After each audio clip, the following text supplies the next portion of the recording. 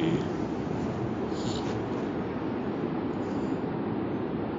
اللہ الرحمن الرحیم۔ غزوہ موتا کا قصہ۔ حضور اقدس صلی اللہ علیہ وسلم نے مختلف بادشاہوں کے پاس تبلیغی دعوت نامے ارسال فرمائے تھے۔ ان میں ایک خط حضرت حارث بن عمیر رضی اللہ تعالیٰ عنہ ازدی کے ہاتھ بصرہ کے بادشاہ کے پاس بھی بھیجا تھا۔ جب یہ موتا پہنچے تو شرحبیل غسانی نے، جو قیصر کے حکام میں سے ایک شخص تھا، ان کو قتل کر دیا۔ قاصدوں کا قتل کسی کے نزدیک بھی پسندیدہ نہیں۔ حضور اقدس صلی اللہ علیہ وسلم کو یہ بات بہت گراں ہوئی، اور آپ صلی اللہ علیہ وسلم نے 3000 کا ایک لشکر تجویز فرما کر حضرت زید بن حارثہ رضی اللہ تعالی عنہ کو ان پر امیر مقرر فرمایا، اور ارشاد فرمایا اگر یہ شہید ہو جائیں تو جعفر بن ابی طالب رضی اللہ تعالی عنہ امیر بنائے جائیں، وہ بھی شہید ہو جائیں تو عبداللہ بن رواحہ رضی اللہ تعالی عنہ امیر ہوں، وہ بھی شہید ہو جائیں تو پھر مسلمان جس کو دل چاہے امیر بنا لیں۔ ایک یہودی اس گفتگو کو سن رہا تھا۔ اس نے کہا یہ تینوں تو ضرور شہید ہوں گے۔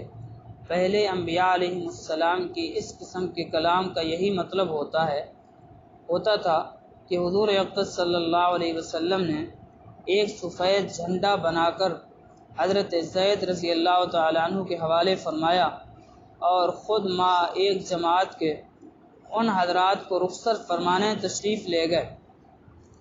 شہر کے باہر جب پہنچانے والے واپس آنے لگے تو ان مجاہدین کے لیے دعا کی کہ حق تعالی شانہ تم کو سلامتی کے ساتھ، کامیابی کے ساتھ واپس لائے اور ہر قسم کی برائی سے محفوظ رکھے۔ حضرت عبداللہ بن رواحہ رضی اللہ تعالی عنہ نے اس کے جواب میں 3 شعر پڑھے، جس کا مطلب یہ تھا کہ میں تو اپنے رب سے گناہوں کی مغفرت چاہتا ہوں، اور یہ چاہتا ہوں کہ ایک ایسی تلوار ہو جس سے میرے خون کے فوارے چھوٹنے لگیں، یا ایسا برچھا ہو جو آنتوں اور کلیجہ کو چیرتا ہوا نکل جائے، اور جب لوگ میری قبر پر گزریں تو یہ کہیں کہ اللہ تجھ غازی کو رشید اور کامیاب کرے۔ واقعی تو رشید اور کامیاب تھا۔ رشید کا معنی سمجھدار، رشید اور کامیاب تھا۔ اس کے بعد یہ حضرات روانہ ہو گئے۔ شرحبیل کو بھی ان کی روانگی کا علم ہوا۔ وہ 1,00,000 فوج کے ساتھ مقابلہ کے لیے تیار ہوا۔ یہ حضرات کچھ آگے چلے تو معلوم ہوا کہ خود ہرقل روم کا بادشاہ بھی 1,00,000 فوج ساتھ لیے ہوئے مقابلے کے لیے آ رہا ہے۔ ان حضرات کو اس خبر سے تردد ہوا کہ اتنی بڑی جمعیت کا مقابلہ کیا جاوے یا حضور اقدس صلی اللہ علیہ وسلم کو اطلاع دی جاوے۔ حضرت عبداللہ بن رواحہ رضی اللہ تعالی عنہ نے للکار کر فرمایا، اے لوگو، تم کس بات سے گھبرا رہے ہو؟ تم کس چیز کے ارادے سے نکلے ہو؟ تمہارا مقصود شہید ہو جانا ہے۔ ہم لوگ کبھی بھی قوت اور آدمیوں کی کثرت کے زور پر نہیں لڑے، ہم صرف اس دین کی وجہ سے لڑے ہیں جس کی وجہ سے اللہ نے ہمیں اکرام نصیب فرمایا۔ آگے بڑھو، 2 کامیابیوں میں سے ایک تو ضروری ہے، یا شہادت یا غلبہ۔ یہ سن کر مسلمانوں نے ہمت کی اور آگے بڑھ گئے، حتیٰ کہ موتا پر پہنچ کر لڑائی شروع ہو گئی۔ حضرت زید رضی اللہ تعالی عنہ نے جھنڈا ہاتھ میں لیا اور میدان میں پہنچے۔ گھمسان کی لڑائی شروع ہوئی۔ شرحبیل کا بھائی بھی مارا گیا، اس کے ساتھی بھاگ گئے، خود شرحبیل بھی بھاگ کر ایک قلعہ میں چھپ گیا اور ہرقل کے پاس مدد کے لیے آدمی بھیجا۔ اس نے تقریباً 2,00,000 فوج بھیجی اور لڑائی زور سے ہوتی رہی۔ حضرت زید رضی اللہ تعالیٰ عنہ شہید ہوئے تو حضرت جعفر رضی اللہ تعالیٰ عنہ نے جھنڈا لیا اور اپنے گھوڑے کے خود ہی پونک کاٹ دیے تاکہ واپسی کا خیال بھی دل میں نہ آئے، اور چند اشعار پڑھے جن کا ترجمہ یہ ہے، اے لوگو، کیا ہی اچھی چیز ہے جنت، اور کیا ہی اچھا ہے اس کا قریب ہونا، کتنی بہترین چیز ہے اور کتنا ٹھنڈا ہے اس کا پانی، اور ملک روم کے لوگوں پر عذاب کا وقت آ گیا، مجھ پر بھی لازم ہے کہ ان کو ماروں۔ یہ اشعار پڑھے اور اپنے گھوڑے کے پاؤں خود ہی کاٹ چکے تھے کہ واپسی کا خیال بھی دل میں نہ آوے، اور تلوار لے کر کافروں کے مجمع میں گھس گئے۔ امیر ہونے کی وجہ سے جھنڈا بھی انہی کے پاس تھا۔ اول جھنڈا دائیں ہاتھ میں لیا، کافروں نے دایاں ہاتھ کاٹ دیا کہ جھنڈا گر جائے۔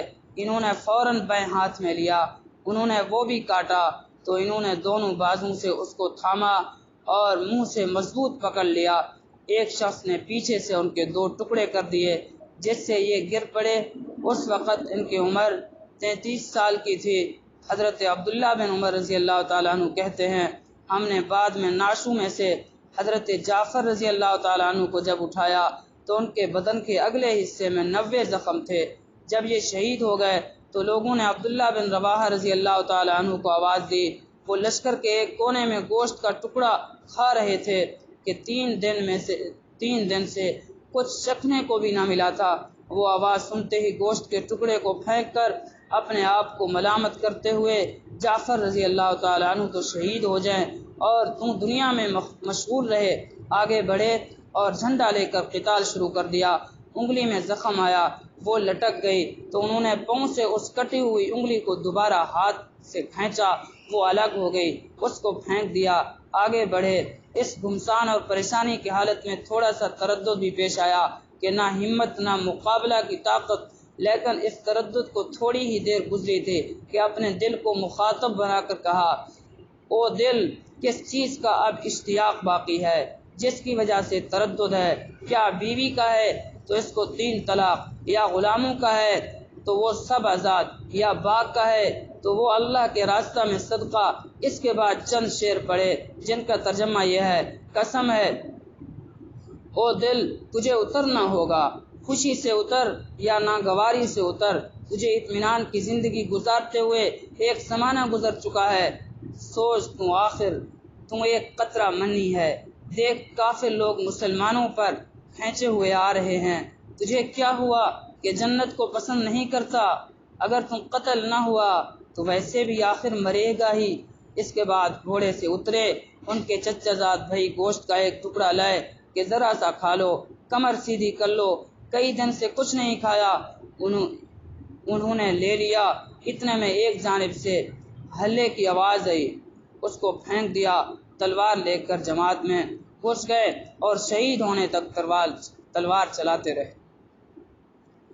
فائدہ میں لکھتے ہیں کہ صحابہ کرام رضی اللہ عنہ اجمعین کی پوری زندگی کا یہی نمونہ ہے۔ ان کا ہر قصہ دنیا کی بے ثباتی اور آخرت کے شوق کا سبب دیتا ہے۔ جی ہاں، آخرت کے شوق کا سبق دیتا ہے۔ صحابہ کرام رضی اللہ عنہ اجمعین کا تو پوچھنا ہی کیا، تابعین پر بھی یہی رنگ چڑھا ہوا تھا۔ ایک قصہ پر اس باب کو ختم کرتا ہوں جو دوسرے رنگ کا ہے۔ دشمن سے مقابلہ کے نمونے تو آپ دیکھ ہی چکے ہیں، اب حکومت کے سامنے کا منظر بھی دیکھ لیجئے۔ بہرحال اللہ تبارک و تعالی ہمیں بھی صحابہ کرام کے نقش قدم کے مطابق چلنے کی توفیق عطا فرمائے۔ اللہ رب العزت نے جس طرح صحابہ کرام کے دل کے اندر دنیا کی محبت کو ختم کر کے آخرت کی محبت اور آخرت کا اشتیاق اللہ نے ان کو عطا فرمایا تھا، ہمیں بھی اللہ رب العزت دنیا کی محبت ہمارے دلوں سے ختم کر کے ہمیں بھی اللہ تعالی آخرت کا شوق عطا فرمائے۔ اللہ رب العزت ہمیں ہماری کامیابی، پورے عالم کے انسانوں کی کامیابی اللہ تعالیٰ نے دین کے اندر رکھی ہے، یہ دین میرے اندر بھی آ جائے، آپ حضرات کے اندر بھی آ جائے، بلکہ پورے عالم کے انسانوں کے اندر آ جائے۔ اس کے لیے زبردست محنت کی ضرورت ہے اور اللہ کے راستے میں نکلنا ہے اور اس دین کو سیکھنا ہے، تاکہ یہ دین جو ہے اس دین کو مقصود بنانا ہے۔ اصل تو ہمارا مقصود یہ دین ہے، اللہ کا کلمہ بلند ہو جائے، اللہ تعالیٰ کے احکامات بلند ہو جائیں اور پیارے پیغمبر صلی اللہ علیہ وسلم کی سنتیں، یہ سنتیں جتنی یہ سب روشن ہو جائیں۔ اللہ پاک مجھے بھی توفیق عطا فرمائے، اللہ رب العزت آپ حضرات کو بھی توفیق عطا فرمائے۔ وما توفیق الا باللہ۔ اللهم صل على محمد وعلى ال محمد كما صليت على ابراهيم وعلى ال ابراهيم انك حميد مجيد. اللهم انا على ذكرك وشكرك وحسن عبادتك. اللهم احسن عاقبتنا في الامور كلها واجرنا من خزي الدنيا وعذاب الاخره. ربنا تقبل منا انك انت السميع العليم وتب علينا يا مولانا انك انت التواب الرحيم. وصلى الله على النبي الكريم وعلى اله واصحابه اجمعين. آمين برحمتك يا رب. جزاک اللہ خیر.